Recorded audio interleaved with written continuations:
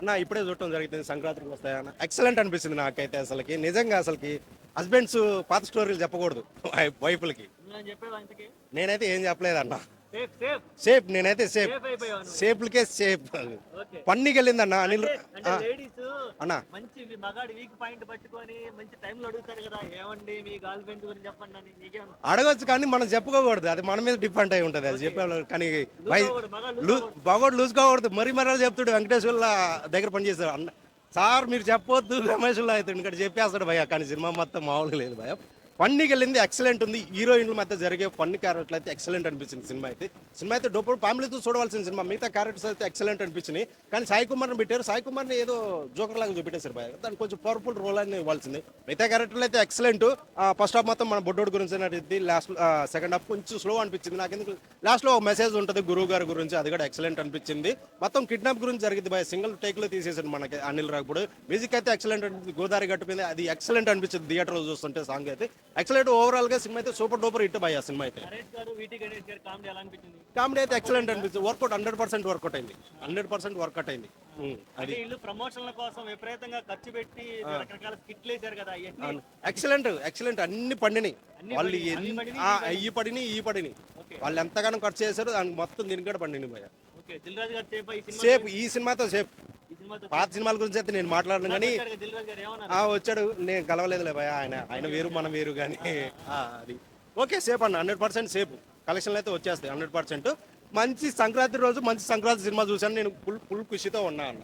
Music ఎలా అనిపించింది? Music అయితే ఎక్సలెంట్ అనిపించింది. పాటలు చాలా ఓపిక పెట్టినారు కదా. ఎక్సలెంట్ పాటే అది, నేను చెప్తున్నా గోదావరి గట్టుకుంది ఎక్సలెంట్ పాట అసలు పాట అది. సినిమా కానీ ఆ పాటలు కొన్ని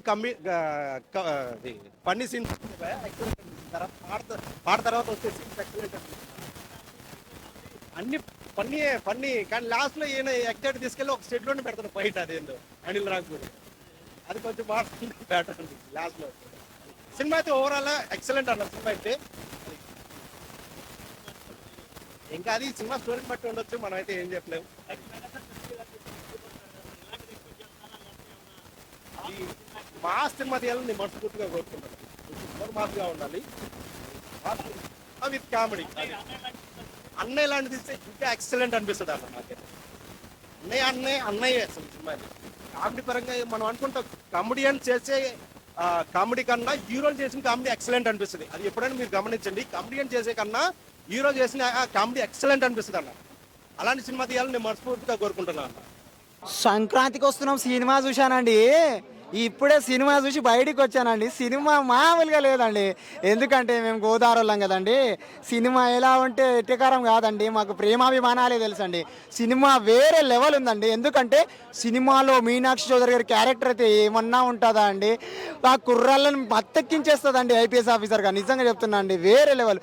ఐశ్వర్య రాజేష్ గురించి చెప్పాల్సింది ఏం అవసరం లేదండి, ఎందుకంటే భార్య క్యారెక్టర్ వేరే లెవెల్గా యాక్టింగ్ చేసిందండి.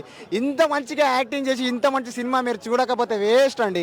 నిజంగా సూపర్ అంటే సూపర్గా ఉందండి. సినిమాని చూసి మీరు కూడా ఆదరించండి. సంక్రాంతి విన్నర్, సంక్రాంతికి వస్తున్నాం సినిమా అండి. థ్యాంక్ యూ అండి. వేరే లెవెల్ యాక్టింగ్. వెంకీ మామ గురించి మనం చెప్పాల్సిన అవసరం లేదండి. ఆయనకి ఏ క్యారెక్టర్ ఇచ్చినా ఆయన ఇరగదీసేస్తారు, ఆ క్యారెక్టర్లో మునిగిపోతూ ఉంటారు. ఫ్యామిలీ ఆడియన్స్ని ఎంటర్టైన్ చేయడమే మన వెంకీ మామ యొక్క కర్తవ్యం అండి. సినిమా బాగుందండి. కామెడీ వేరే లెవెల్గా ఉంటుందండి. క్లైమాక్స్ వేరే లెవెల్ ఉంటుంది. ఎందుకంటే క్లైమాక్స్ ఒక మంచి కాన్సెప్ట్. సినిమా ఎందుకు తీశారు, సినిమాలో ఒక కాన్సెప్ట్ ఏందనేది సినిమాని చూసి అర్థం చేసుకున్నాండి. నేను స్పైలర్ ఇవ్వలేను, ఎందుకంటే సినిమా చూడడానికి ప్రాబ్లం అవుద్దని చెప్పి. సాంగ్స్ గోదావరి కట్టు మీద రామశిలకవే వేరే లెవెల్గా ఉంటుందండి. సాంగ్ మామూలు ఉండదండి. సాంగ్ ఫైట్ సీన్, క్లైమాక్స్లో ఫైట్ సీన్ ఉంటుందండి. సూపర్గా ఉంటుంది. వెంకటేష్ గారు వీరిగా తీసేస్తారు.